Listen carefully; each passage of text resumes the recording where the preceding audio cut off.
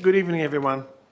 I have pleasure in opening the Ordinary Council meeting of the 26th of November 2024 at 6:30 p.m. and welcome all those in attendance. I wish to inform you that the meeting will be live streamed and recorded. The video will appear at the Council's website and YouTube channel. The public gallery will not be recorded unless accidentally, and only a participant in the meeting, namely a person asking questions at public question time, will be live streamed and recorded. If you wish to ask a question at public question time, your voice and image will be recorded and live streamed. If you do not consent to your voice and image being recorded and live streamed to the public, then you will need to leave the meeting. By staying at this meeting, you consent to your voice and image being live streamed and recorded. No other electronic, visual, audio recording device or instrument can be used to record the proceedings of this meeting without prior written permission from the Council, as outlined on the City of Belmont Standing Orders, Local Law 2017, Section 8.17. Before I begin, I'd like to acknowledge the Whadjuk Noongar people as the traditional owners of this land and pay my respects to elders past, present and emerging. I further acknowledge their cultural heritage, beliefs and connection and relationship with this land which continues today. Councillor Ryan, can you please read aloud the affirmation of civic duty and responsibility on behalf of elected members and officers present? Yeah, thank you, Mr Mayor.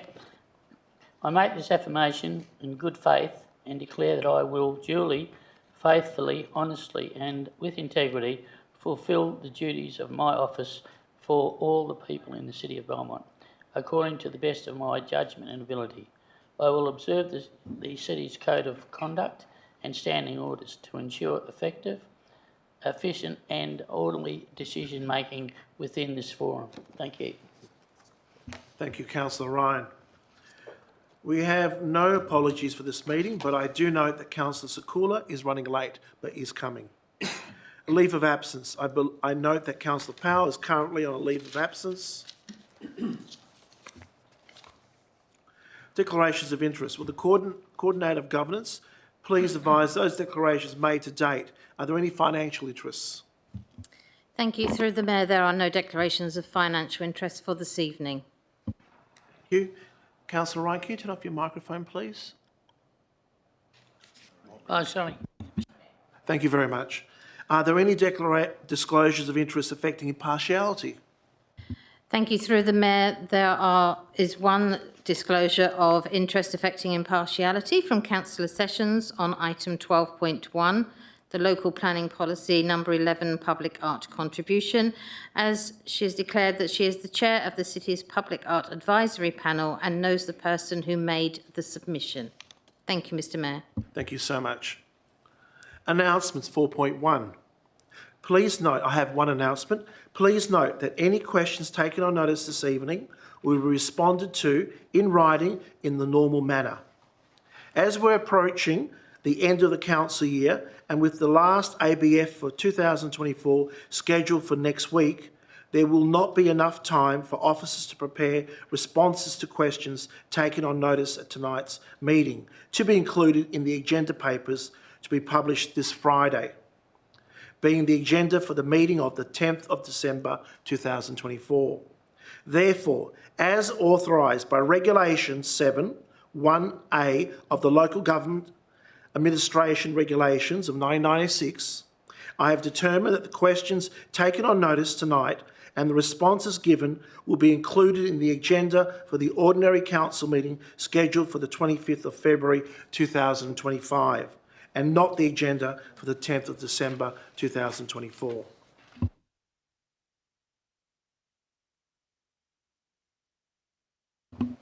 Disclaimer. I wish to draw attention to the disclaimer notice contained with the agenda document and advise members of the public that any decisions made at the meeting tonight can be revoked pursuant to the Local Government Act of 1995.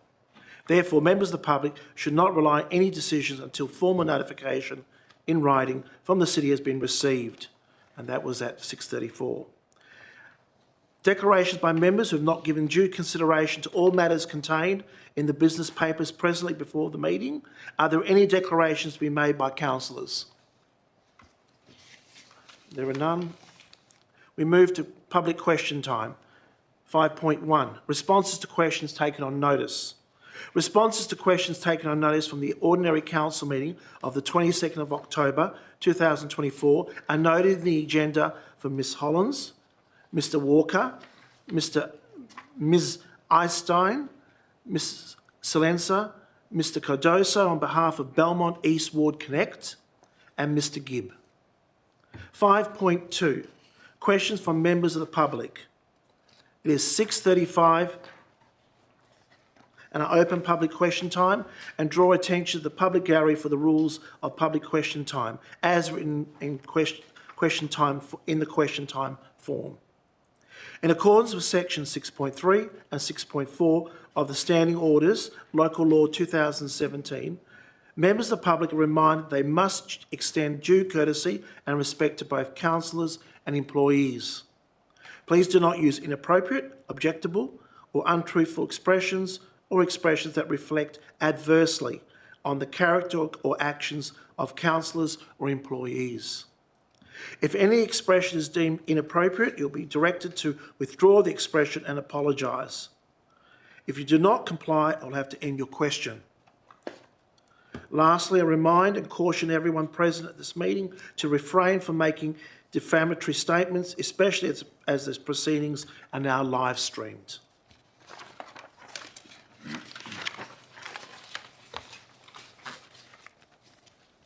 Under section 6.2 of the City's Standing Orders, Local Law 2017, members of the public can ask up to 2 questions, and you have a maximum of 2 minutes per question for the question to be asked and answered.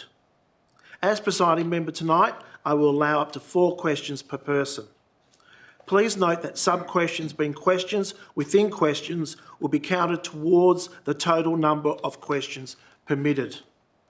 The question number and time limit is to allow fair and equal opportunity for everyone to ask their questions before the proceedings continue. I have 5 members of the public who have given prior notice to ask questions, these being Tony McGrath from Ascot, Lisa Hollins from Bragg, Lisa Hollins from Redcliffe, Martin Cardoso on behalf of Belmont East Ward Connect. Are there anybody else that wish to ask questions? Janet G, anybody? Nobody else? No. Thank you. Please state your name and suburb only. Please ask your questions, noting you have 2 minutes per question for the question to be asked and answered. Could Tony McGrath please come forward from Ascot? Thank you very much. My name is Tony McGrath from Ascot. I have 2 questions. The first one is regarding the Ascot Racecourse Local Structure Plan, and in particular regarding the Perth racing block on the corner of Resolution Drive and Northerly Avenue. Any apartment development should be kept to a minimum height along the other multi-rise buildings in the area due to the lack of parking, which I understand is limited to 1 car per unit under West Australian state law. Inadequate parking will see cars flooding into adjacent streets due to 2-car households, visitors and so on. I would appreciate any comments, please. So your question is asking for Council to comment on your statement? Yes. About parking. I'll refer to the Director of Development and Communities. Through you, Your Worship, this question relates to Lot 452 Grandstand Road, Ascot, which is the Leicester House, the administration building for Perth Racing.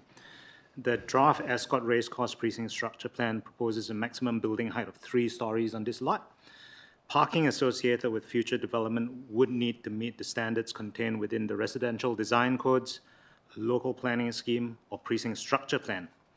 As consultation for the draft Ascot Racecourse Precinct Structure Plan is still underway until 6 December 2024, Mr. McGrath can make a submission, so it would be considered in the next steps of the structure plan consideration process. Thank you. Thank you. My next question is along the same lines, but this relates to the Golden Gateway Local Structure Plan, which is the Ascot Kilns area between Resolution Drive and Grandstand Road. Same question about apartment height. So your question is about apartment heights. Director of Development Communities. Through you, Mr. Mayor, the draft Golden Gateway Local Structure Plan does not propose any changes to the use or development of the Ascot Kilns site. And the draft Golden Gateway Local Structure Plan identifies an opportunity to achieve public open space on the kiln site and the need for further planning to be undertaken by the landowner, who is the Department of Planning, Lands and Heritage. Thank you very much. We move to Liz Hollins for Bragg.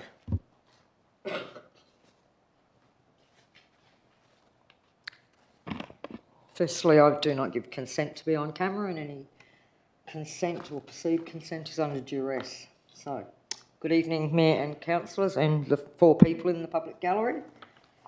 In the absence of either the state or federal government taking any action, the town of Port Hedland recently passed a motion to suspend the COVID vaccination on the basis of a report regarding the DNA found in Australian vials. The council then sent all the paperwork to our councillors as well as other councillors around the country to do the same. This would have been over a month ago. After consideration, we've decided to support this motion and have contacted all councillors from Belmont in the last few days. We've now received a letter from the CEO on this matter, directing us to the Minister of Health, as health policies are the matter of the state government. Our letter provided the provisions of the Local Government Act that allows a local government to make rules for their locality. So my question, can the Mayor please clarify if the council intends doing anything about this, or do you intend to allow the residents of Belmont to be potentially further at risk, even though it seems that other local governments are taking similar steps to Port Hedland, and obviously they agree that under the Local Government Act they do have the power to do so? I'll need to take that on notice. Thank you. We sent the council letters with respect to the recent Supreme Court decision on councillors using ratepayer funds to instigate defamation, which is allowed in our policy as a result of 4 councillors voting in favour of it.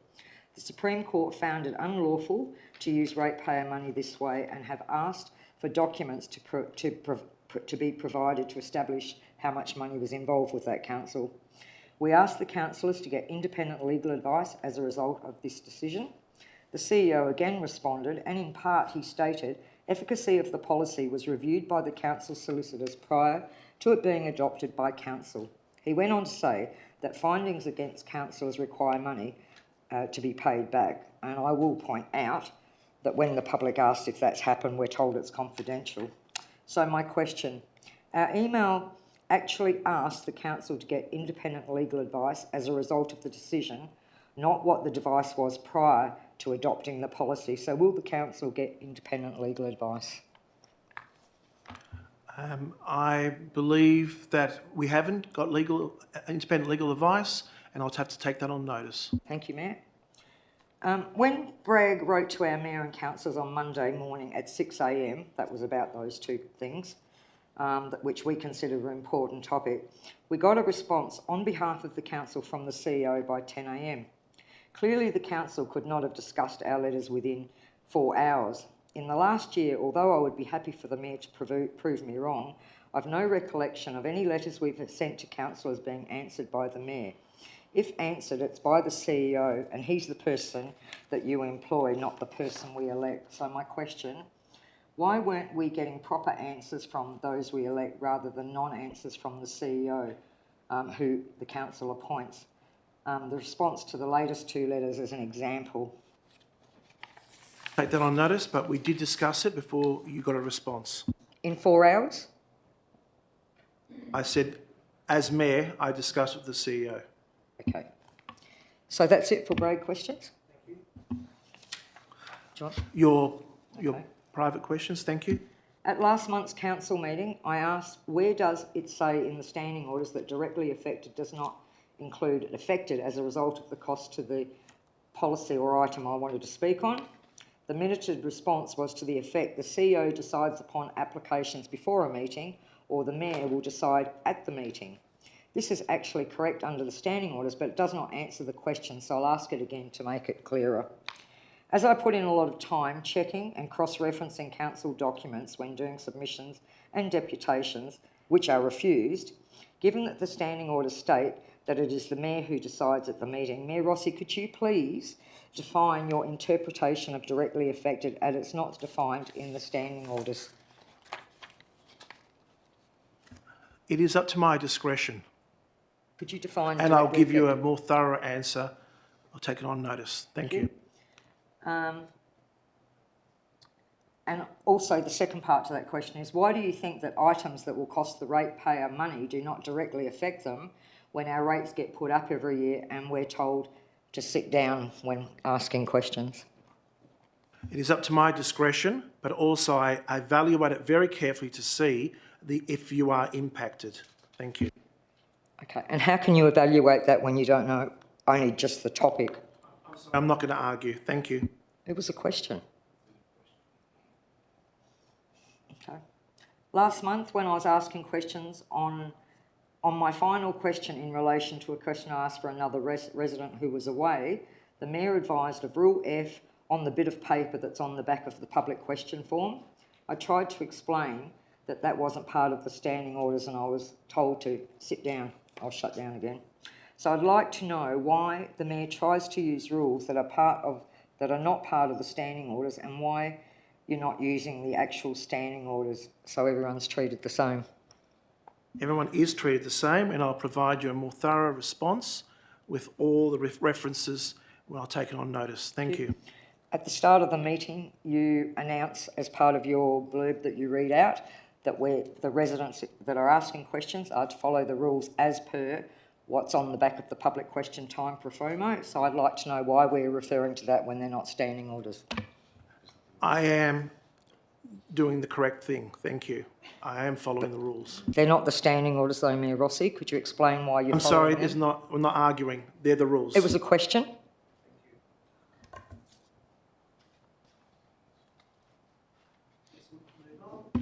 Martin Cardoso.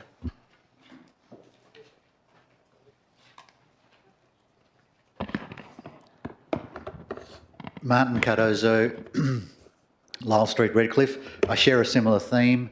Good evening, Mayor, councillors, city officers and members of the gallery. This set of questions have been timed in. They're less than 30 seconds each. This question pertains to the process and criteria for determining directly affected. Could the city outline the process and criteria it uses to determine whether an individual qualifies as directly affected under section 6.61 and 6.71 of the standing orders, including how these criteria are communicated to the applicants? We'll take that on notice and give a response. Thank you. Second question pertains to the distinction between determinations and formal decisions.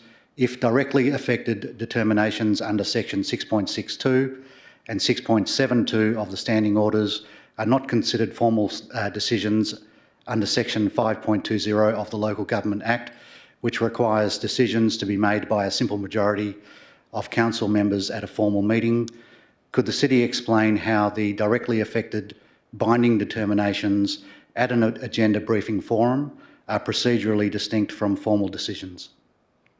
Take that on notice. Thank you. This is a question pertaining to the alignment with the Local Government Act and standing orders with reference to section 5.20 of the Local Government Act and sections 6.62 and 6.72 of the standing orders, which state that requests referred by the CEO must be decided, and I quote, by simple majority of the council.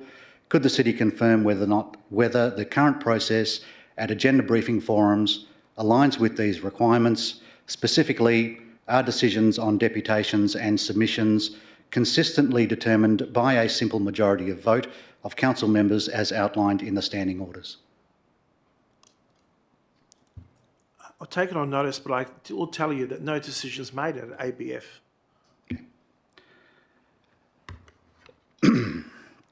Lastly, a question on transparency and publication of determinations. Could the city provide data on the number of submissions and deputations approved or rejected at agenda briefing forums since February 2023, essentially the last 2 years, and confirm how these binding determinations align with the publication and transparency obligations under section 5.96A(1)(f) of the Local Government Act? To take that on notice. Questions on behalf of Belmont East Ward Connect. Thank you, Your Worship. A set of questions have been timed at circa just over 1 minute each. The city's engagement, community and stakeholders policy commits to keeping the community informed on matters that affect them and ensuring engagement occurs at an appropriate level. While Main Roads WA approves the LCIRS funding, the extent of community engagement is entirely at the discretion of the local government. Comparisons with other LGAs on similar LCIRS projects show a wide range of approaches from extensive engagement, such as drop-in sessions, workshops, online surveys and submissions at the planning stages, through to no consultation at all. At the October OCM, the city indicated that a revised Stanton LCIRS proposal would be presented to Council with the Redcliffe Traffic Study report for community consultation. Can the Council please outline the full community engagement strategy or detailed consultation plan for the revised Stanton proposal, including the proposed catchment area and timeline? Director of Infrastructure Services, are you able to answer that or take it on notice? Through you, Mayor Rossi, we'll take that on notice. Thank you. Question 2, the community remains grateful for the pause on the Stanton LCIRS project and the opportunity to participate in what is arguably the most significant traffic calming initiative in the city's history, a project impacting thousands of residents. The two primary community concerns about the original proposal following its October 2023 budget approval are the absence of community engagement at the planning stage and the lack of publicly presented evidence demonstrating that the proposal would be effective. It is acknowledged that the Redcliffe Traffic Study will provide general community sentiment to Council on traffic calming.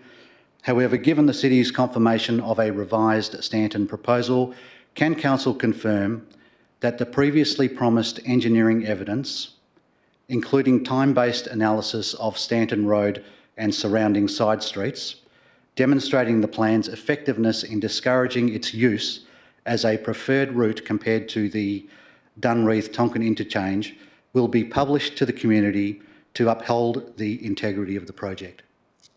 Director of Infrastructure Services.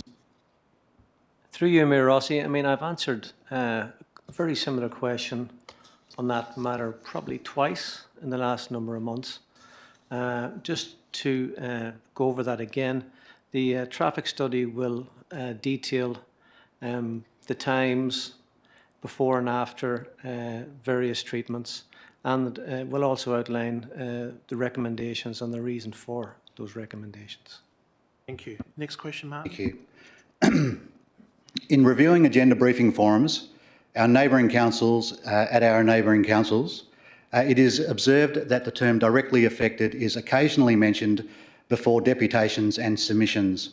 However, what distinguishes Belmont is our process of questioning applicants on how they are affected, followed by a determination. For all intents and purposes, a decision by Council that is binding on the applicant, the ability of Council to exercise the discretion afforded under the standing orders to disallow a member of the community their right to speak on a matter they believe affects them is not an insignificant decision, and the community accepts that this decision at an ABF must weigh heavily on Council. The inclusion of a decision-making matrix within the standing orders appears to indicate that the ABF meets the criteria of a formal meeting. However, notwithstanding, there appears discretion for Council to consider an ABF at the very least as an informal or non-statutory meeting. Non-statutory meetings such as ABFs, informal forums, audit and risk meetings, etc. are commonly described as meetings.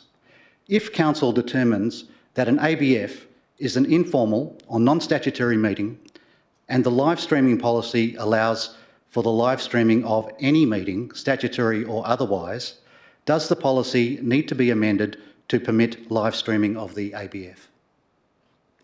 Mr. CEO. Thank you, Worship. I would say yes, that any decision on the live streaming was accompanied by a policy that was presented to Council. Council discussed this at an information forum, at an agenda briefing forum, and ultimately made a decision at the ordinary council meeting, and that does not include agenda briefing forums. And just to point out a point that you raised earlier, those decisions that you mentioned with regard to deputations and submissions, the decision is not made by council, the decision is made by the presiding member, whether they are directly affected or not. Thank you, Your Worship. Okay. Next question, Fair thank you. Lastly, at the October agenda briefing forum, the council presiding member appeared to reject an application from a member of the community wishing to speak for and against an agenda item. There was no apparent rationale or reason provided for the rejection. There was no apparent vote by simple majority, as is required by the standing orders. There is no apparent public record of the decision as required under the Act. I believe the decision was in relation to agenda item 12.5, Walga advocacy positions, local government elections.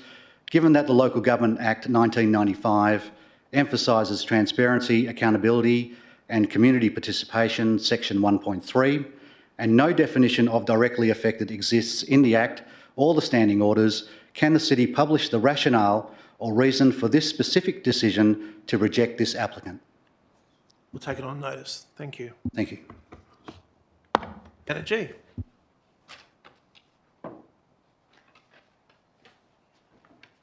Janet G, Cloverdale. I remember a long time ago being told that we weren't going to be on camera, so yes, I object to being on camera too. Thank you. My first thing is I'd like to thank Mr Murphy and his team, who have been working tirelessly, I know, because I've been pestering him about it. But it's lovely to see that we're finally getting something done regarding the Gabriel Street intersection. I do have a vested interest in this, financially and emotionally. As most of you will know if you've been past my place lately, there's still a great big hole in my wall. So I would like to ask a couple of questions in relation to this. I understand that bollards are going to go in on the corner in the next 2 weeks, which I find bemusing, as I was told there was an issue with the water court pipes, yet no roadworks have occurred. So my first question is, I was told in July that bollards were going to be put in. Why was this not done sooner? Director of Infrastructure Services, are you able to answer that now or take it on notice? Through you, Mayor Rossi, I'm able to answer it now. I did speak on this before. Yes, there are a water corp main directly underneath the path there. It's actually an asbestos main. So we had a liaise with Water Corp and also send out our team to go out and mark up where the main is and where we can actually put bollards. All of that takes a little bit of time. And as discussed with Ms. G yesterday, the bollards will be installed next week. Go ahead, please. Next question. Yeah, I'd just like to mention that's 3 months, so I know the wheels of government do go really slow. Number 2, to protect pedestrians, I asked council to make sure that the bollards are put down Abernethy far enough, as all the accidents that have happened recently in the last 2 or 3 months have shown that they're not happening right on the corner of Gabriel and Abernethy. The cars are flipping and they're going down the side of the street. So I would like to ask council to please push for the officers to make sure the bollards go far enough down Abernethy Road. Can they do that, please? That would be up to council, but I would refer first to the Director of Infrastructure Services. Are we considering bollards going down Abernethy, and why not? Yeah, through you, Mayor Rossi, yes, we did consider that. I had a detailed discussion earlier with our officers on that matter. The location of the Water Corp drain causes us considerable problems along that section. There is a requirement to offset any works we do by 600 millimetres from the main, and the main runs directly under the edge of the footpath, which is 1.6 metres wide. So for us to install bollards, they would be actually 600 millimetres into the footpath, almost in the middle of the footpath, which is obviously a considerable problem in the installation of those bollards, and we wouldn't recommend them for that reason. Thank you for that excellent explanation. Next question, please. Okay, I look forward to the left in, left out coming into effect. I've received the paperwork, thank you very much. I am very pleased that we are acting on this. I think it's something that will solve the issue and it will make it a lot safer along Abernethy Road, especially along near where I am. So I would like to ask, will council be proactive and not reactive and seriously consider the questions I have asked, because this left in, left out is not coming in until after the silly season. So we've got all of Christmas and New Year where I'm hoping, among hope, that we don't have a repeat of what I've had for the last couple of months. I believe there's a procedure to follow, but I'll refer to the Director of Infrastructure Services to give us the latest update, if he can, or take it on notice. Yeah, through you, Mayor Rossi. So yeah, we issued letters yesterday explaining what we were doing in relation to the Abernethy road traffic study that will be released to the community in the new year for consultation. But in the meantime, we will be doing a temporary closure of the median at Abernethy and Gabriel. That will be in probably mid-January, pending further consultation with the community. That will go to a permanent solution, would be the plan, and hopefully will come to council March, April next year with recommendations. I would like to say thank you to his department. I know there are a lot of people around me that are really happy that this is going to happen. It's going to make them on that corner feel a lot safer. So thank you very much. Thank you very much for your kind words. There are no further speakers, so we'll move on. I'll now close public question time at 7:02.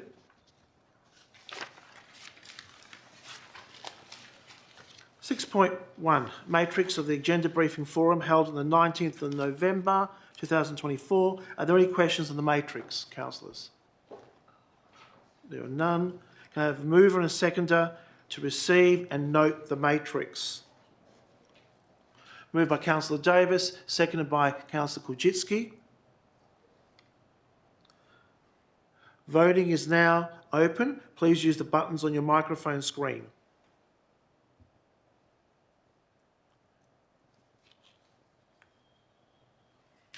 Voting is now closed. Carried unanimously, 7-0. 6.2, Ordinary Council Meeting on the 22nd of October. Are there any questions on the minutes? May I have a mover and a seconder to confirm the minutes as true and accurate record? Moved by Councillor Sessions, seconded by Councillor Kujitsky. Voting is now open. Please use the buttons on the microphone screen. Voting is now closed.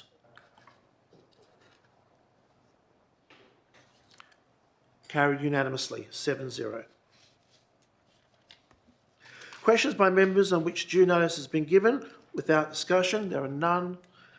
Response to questions taken on notice? There are none. Questions by members without notice? There are none.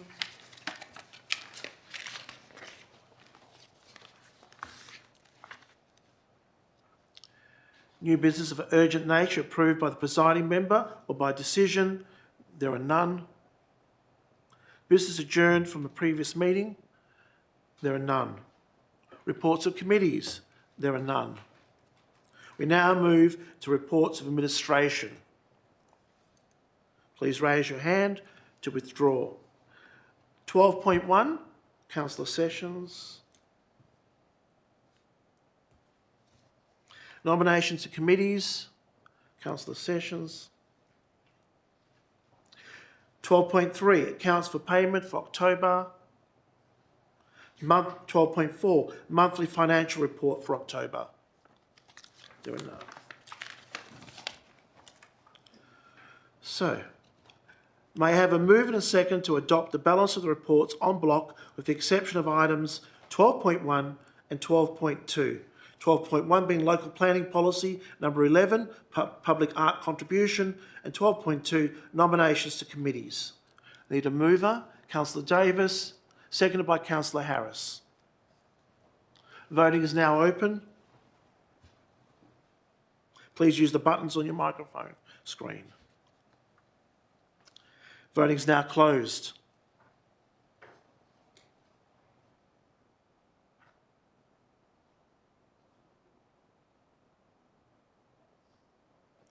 Carried unanimously, 7-0.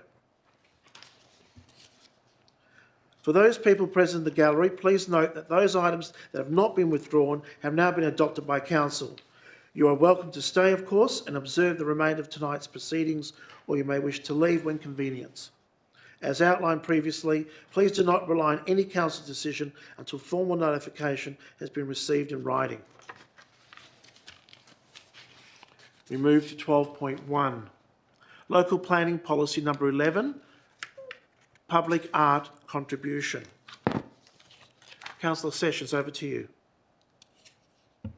Thanks, Mayor Rossi. I'd like to move a procedural motion under section 11.1G of the Standing Orders Local Law that this item be referred back to an information forum for further discussion. I need a seconder. Councillor Harris. Back to you, Councillor Sessions. Thanks, Mr Mayor. During the week, we received two alternative motions for this item from myself and Councillor Harris. However, these motions raised questions that I think are better addressed at an IF. And the reasons are, this policy adoption is not timeframe critical. Pushing it back to an IF aligns well with the upcoming publication of the City's Public Art Management Plan and Public Art Guidelines, which councillors have yet to see. This gives us a chance to read and review these three documents in collaboration. Local Planning Policy 11 requires that developments valued over 4.5 million contribute at least 1% of the construction cost to public art. I've spoken with the director about this 4.5 million threshold and about previous development applications that fall below it, and I'd like Council to explore that further, including the impact of adjusting that figure. Thank you very much. As is a procedural motion, we'll go straight to a vote. Voting is now open. Please use the buttons on your microphone screen.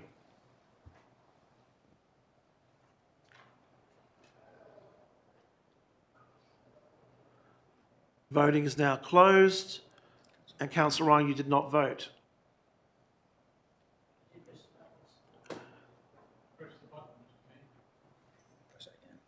Press harder.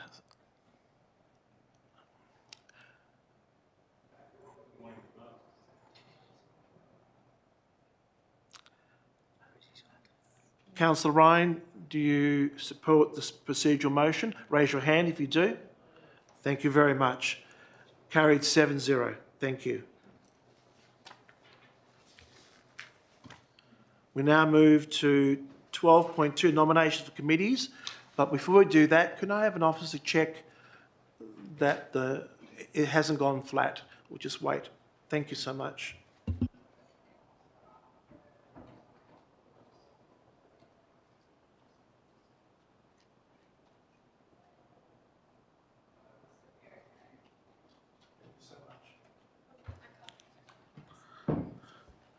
Thank you for checking. We now move to 12.2, nominations for committees. Councillor Harris, You are entitled to be a member of the Executive Committee. Would you please confirm if you wish to nominate yourself as a member? Yes, please, as member, Mr. Mayor Rossi. Thank you. Councillor Harris has confirmed his nomination to be a member of the Executive Committee. Standing Committee, Audit and Risk. Due to a vacancy for Central Ward proxy member on the Standing Committee, Audit and Risk, Councillor Harris is to be appointed. So, please show the officer recommendation on the screen if you can.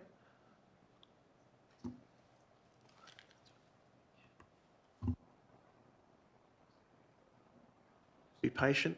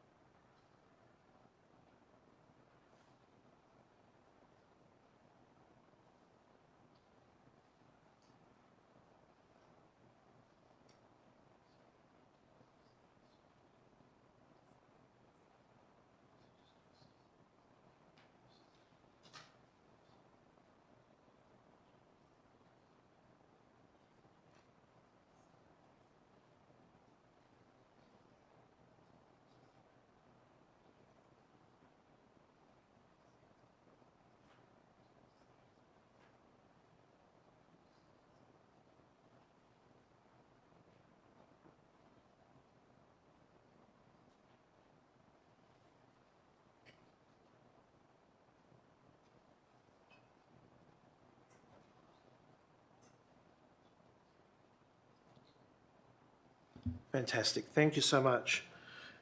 Now it's on the screen. I need a mover. Moved by Councillor Sessions, seconded by Councillor Davis.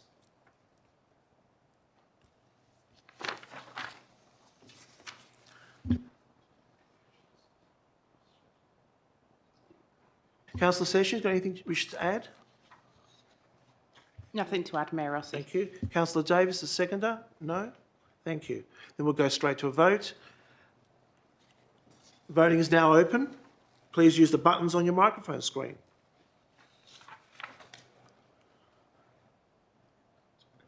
Voting is now closed. Carried unanimously, 7-0.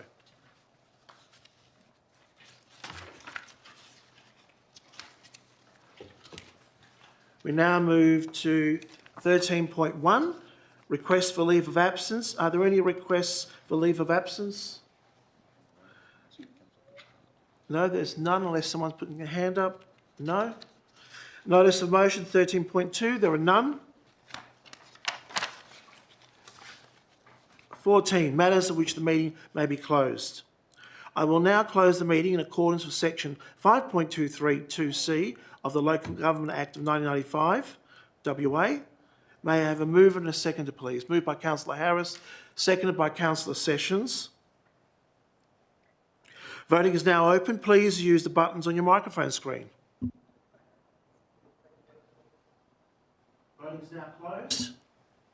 Carried unanimously, 7-0. Thank you. Would the IT officer please pause the live stream, and would the public gallery please depart the chamber? Thank you.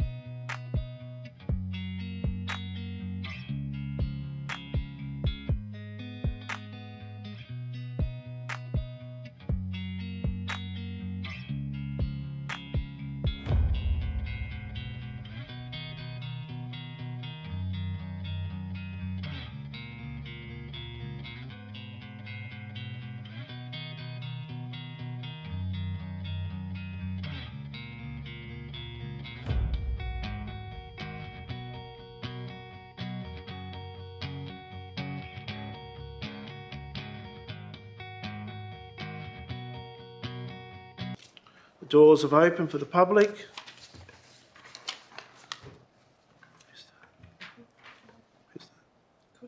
Oh.